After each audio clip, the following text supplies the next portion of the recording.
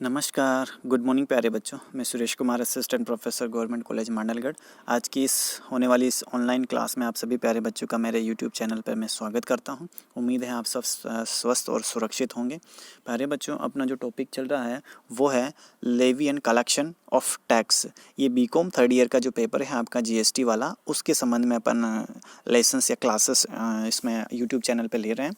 तो प्यारे बच्चों, आज जो अपन पढ़ने वाले हैं वो आपका जो 5वां जो चैप्टर है लेवी एंड कलेक्शन, उसके संबंध में मैंने 4 वीडियो अपलोड कर दी हैं। आप उनको देखें। जो मैटर अपन ने उसमें डिस्कस किया है उसके बारे में अपनी बुक को साथ में रखें, उन वीडियोस को देखें। आज के वीडियो में अपन देखने वाले हैं कि अधिसूचित सेवाओं पर इलेक्ट्रॉनिक कॉमर्स ऑपरेटर का कर के भुगतान के संबंध में दायित्व है। इलेक्ट्रॉनिक कॉमर्स ऑपरेटर, ये आई थिंक आप अच्छी तरह से समझते होंगे कि ये लोग कौन होते हैं, क्योंकि आपने अमेज़न, फ्लिपकार्ट, स्नैपडील, इनके बारे में, ओला, उबर, इन सब के बारे में आप बहुत अच्छी तरह से जानते हो। ये क्या चीज़ें हैं? ये होते हैं इलेक्ट्रॉनिक कॉमर्स ऑपरेटर। उदाहरण से आपको अच्छे से समझ में आ गया होगा। अगर इनके डेफिनेशन के अगर आप जाओगे तो काफ़ी डाउटफुल है, आप कंफ्यूज हो जाओगे। बट मैं आपको उदाहरण से बताता हूँ कि अमेज़न, फ्लिपकार्ट, स्नैपडील, अलीबाबा, ये जितनी भी ऑनलाइन साइट्स है जो आपको शॉपिंग की सुविधा देती है या किसी भी तरह की और होटल की या ट्रांसपोर्ट की सुविधा ऑनलाइन देती है, ऐसी कंपनियां या ऐसी संस्थाएं, तो इनको इलेक्ट्रॉनिक कॉमर्स ऑपरेटर कहते हैं। इलेक्ट्रॉनिक कॉमर्स ऑपरेटर कहने का मतलब ये है कि जो इंटरनेट या इलेक्ट्रॉनिक माध्यम से अपने व्यवसाय का संचालन करती है ऑनलाइन, या इंटरनेट को यूज़ करती है या किसी भी तरह का ऑनलाइन सिस्टम अगर वो यूज़ करती है, तो उसको बोलते हैं electronic commerce operator.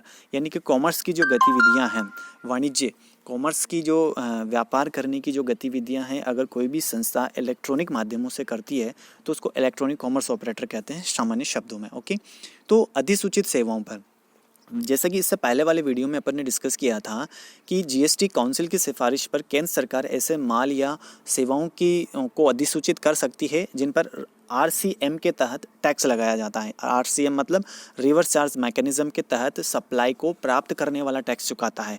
General conditions में सप्लाई देने वाला टैक्स चुकाता है गवर्नमेंट को। ठीक है, तो अब रिवर्स चार्ज मैकेनिज्म के तहत ये, अब इस पर क्या प्रोविज़न लागू होगा अगर इलेक्ट्रॉनिक कॉमर्स ऑपरेटर हैं। अब आप खुद सोचोगे कि जैसे अमेज़न है या फ्लिपकार्ट है या स्नैपडील है, आपकी अलीबाबा है, जितनी भी कंपनीज़ है, ओला, उबर, ये इंटरनेशनल या मल्टीनेशनल कंपनीज़ है। इनका हेडक्वार्टर कहाँ है पता नहीं, अमेज़न का कहाँ है, फ्लिपकार्ट का कहाँ है, स्नैपडील का कहाँ है। ये कंपनियाँ ऑनलाइन ही अपना आपको घर पे होम डिलीवरीज देती है गुड्स एंड सर्विसेज का। तो इन पर जीएसटी किस तरह से ये कंपनियाँ चुकाएंगी? क्योंकि अब जैसे मान लीजिए अमेज़न का ही अपन उदाहरण लेते हैं।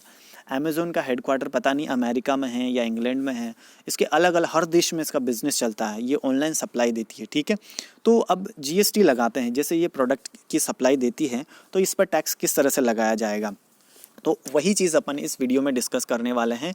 इन पर जो टैक्स लगाया जाएगा वो इस तरह से लगाया जाएगा कि जैसे मान लीजिए अमेज़न का अगर देखें तो अमेज़न ने जिस व्यक्ति को भारत में अधिकृत किया है उसका व्यवसाय करने के लिए, वही व्यक्ति इसका टैक्स चुकाने के लिए उत्तरदायी होगा। अगर वो किसी भी तरह की सप्लाई देता है, जैसे आपके घर में अमेज़न के तहत कोई प्रोडक्ट की डिलीवरी आती है या कोई भी तरह की सर्विस आती है, तो जिसने वो सप्लाई दी है, अब इंडिया में किसी न किसी को उसने ऑथोराइज़ कर रखा है यहाँ पर बिज़नेस करने के लिए। अमेज़न इंडिया के नाम से अगर कंपनी बना रखी हो सकती है, स्नैपडील इंडिया के नाम से या किसी भी तरह के नाम से उसने कोई कंपनी बनाई है और किसी मैनेजमेंट को या किसी भी व्यक्ति को या किसी भी संस्था को उसने यहाँ पर अधिकृत किया होगा 100%, क्योंकि प्रोविज़न ही ऐसे बने हुए हैं कि कोई अगर बाहर की कंपनी आती है भारत में व्यवसाय करने तो उसको कोई ना कोई यहाँ पर अधिकृत करना होगा। तो वो जिसको अधिकृत किया है वो टैक्स चुकाने के लिए उत्तरदायी होगा। वो जो प्रोडक्ट आपके पास आया है उसकी कॉस्ट में जीएसटी शामिल होगा, आपसे जीएसटी को इंक्लूड करते हुए पेमेंट लिया जाता है और उस जीएसटी की राशि को फिर वो गवर्नमेंट के खाते में जमा कराता है। तो सीधी सी बात है कि अगर ऐसी कंपनी ने, अगर किसी तरह की इलेक्ट्रॉनिक कॉमर्स ऑपरेटर कंपनी है जो इस तरह की सेवा देती है, ओला, उबर, ये जो कैब सर्विसेज देने वाली कंपनियां, मैं उदाहरण बता रहा हूं आपको, इस तरह के भी व्यवसाय करने वाली संस्थाएं होती हैं, तो इन पर टैक्स का कलेक्शन या लेवी या कलेक्शन किस तरह से किया जाएगा। तो इन कंपनियों को अपना एक पर्सन या संस्था उसको ऑथोराइज़ करनी पड़ेगी इंडिया में अगर वो व्यवसाय कर रही है। तो जो अगर मान लीजिए यदि कोई इलेक्ट्रॉनिक कॉमर्स ऑपरेटर कर योग्य क्षेत्र में शारीरिक रूप से मौजूद नहीं है, देखिए इसमें पूरी सिचुएशन को मेंशन किया है कि आखिर में ऐसी ऐसी सिचुएशन हो सकती है और इस सिचुएशन में टैक्स का कलेक्शन किस तरह से किया जाएगा, उसका उद्ग्रहण किस तरह से किया जाएगा। अगर कोई electronic commerce operator for example Amazon है, अमेज़न फिजिकल रूप से इंडिया में मौजूद नहीं है, वो ऑनलाइन अमेरिका से ही या जहाँ पर उसका हेडक्वार्टर है वहीं से बिजनेस कर रहा है इंडिया में, ठीक है। तो अब उस पर टैक्स किस तरह से लगाया जाएगा? तो इस स्थिति में अगर वो फिजिकल रूप से इंडिया में मौजूद नहीं है तो उसको कोई ना कोई संस्था या फर्म या कोई व्यक्ति को यहाँ पर इंडिया में ऑथोराइज़ करना पड़ेगा और तभी वो अपना यहाँ पर व्यवसाय कर पाएंगी। और जो जिसको उसने ऑथोराइज़ किया है वो कंज्यूमर से, जिनको वो सप्लाई दे रहे हैं, जिनकी होम डिलीवरीज करके वो गुड्स या सर्विसेज उनके घर पे पहुंचा रहे हैं, उनसे टैक्स की राशि को प्रोडक्ट की प्राइस में शामिल करते हुए टैक्स को कलेक्ट करेंगे और फिर सेंट्रल गवर्नमेंट या स्टेट गवर्नमेंट को वो टैक्स जाएगा, ठीक है। तो ये तरीका होगा आपका अगर इलेक्ट्रॉनिक कॉमर्स ऑपरेटर के संबंध में कर का अगर उद्ग्रहण या संग्रहण करना है तो ये ऐसी स्थिति में होगा। यदि कोई इलेक्ट्रॉनिक कॉमर्स ऑपरेटर किसी कर योग्य क्षेत्र में न तो स्वयं शारीरिक रूप से मौजूद है, न ही उस कर योग्य क्षेत्र में उसका कोई प्रतिनिधि है। अब देखिए सिचुएशन कोई सी भी हो सकती है। जो इलेक्ट्रॉनिक कॉमर्स ऑपरेटर है फिजिकली रूप से उपस्थित है तो वो कलेक्ट करेगा और वही चुकाएगा। अगर उसने कोई प्रतिनिधि बना रखा है तो वो उसका प्रतिनिधि टैक्स चुकाएगा। बट अगर वो फिजिकली रूप से भी मौजूद नहीं है और शारीरिक ना ही उसका कोई प्रतिनिधि उसने नियुक्त कर रखा है तो इलेक्ट्रॉनिक कॉमर्स ऑपरेटर कर के भुगतान कर योग्य क्षेत्र में किसी व्यक्ति की नियुक्ति करेगा तथा ऐसे व्यक्ति कर के भुगतान के लिए दायी होगा। तीनों सिचुएशन बता दी है। देखिए इस वीडियो में अपन यही मैटर डिस्कस करेंगे।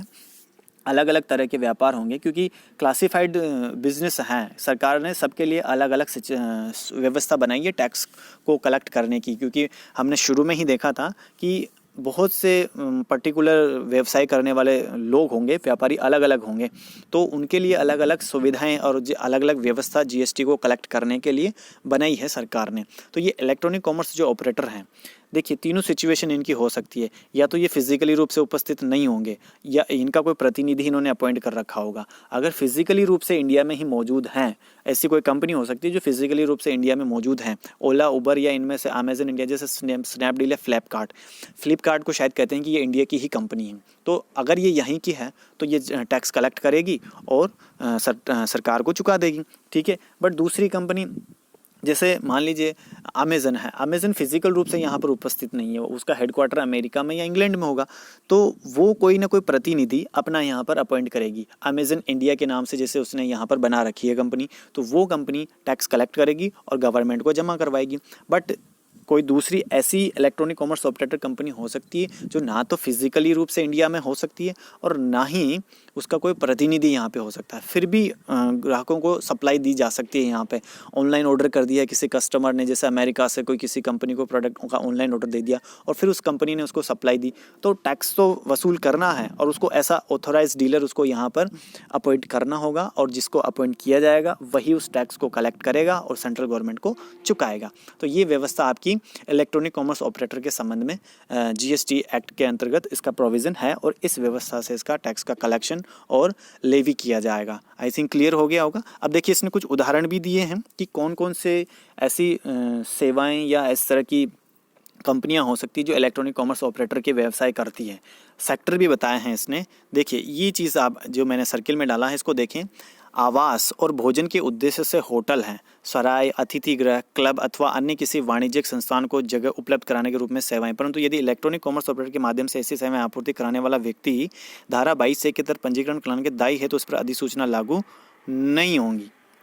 साथ साथ में ये भी चीज़ लिखी है, अगर धारा 22(1) के तहत पंजीकरण, क्योंकि वो खुद अगर व्यवसाय करता है इन चीज़ों का, इलेक्ट्रॉनिक कॉमर्स ऑपरेटर नहीं है, खुद उसका व्यवसाय करता है, तो उसको धारा 22 के तहत जीएसटी का रजिस्ट्रेशन कराना होगा, खुद का जीएसटी नंबर जनरेट करना होगा। अगर वो एक इलेक्ट्रॉनिक कॉमर्स ऑपरेटर के रूप में ये सेवाएं देता है, यानी कि वो फिजिकली रूप से उसका जो मेन कंपनी है वो बाहर विदेशों में है और यहाँ पर उसको एक ऑथोराइज डीलर या ऑथोराइज सप्लायर के रूप में उसको यहाँ पर अधिकृत किया है, तो फिर उसको टैक्स कलेक्शन इस तरह से किया जाएगा। धारा 9(5) के तहत प्रोविजनों को देखते हुए टैक्स कलेक्शन उसके द्वारा किया जाएगा। तो आई थिंक ये क्लियर हो गया होगा इलेक्ट्रॉनिक कॉमर्स ऑपरेटर के संबंध में क्या प्रोविज़न है। धारा 9(5) के तहत आपको लेवी एंड कलेक्शन वाले प्रोविज़न ध्यान में रखने। तो प्यारे बच्चों इस वीडियो में काफ़ी है ये। अगले वीडियो में अलग तरह के व्यवसाय के लिए किस तरह से लेवी और कलेक्शन किया जाएगा जीएसटी का। तो मिलते हैं अगले वीडियो में अगले पॉइंट के साथ। तो हैव ए गुड डे।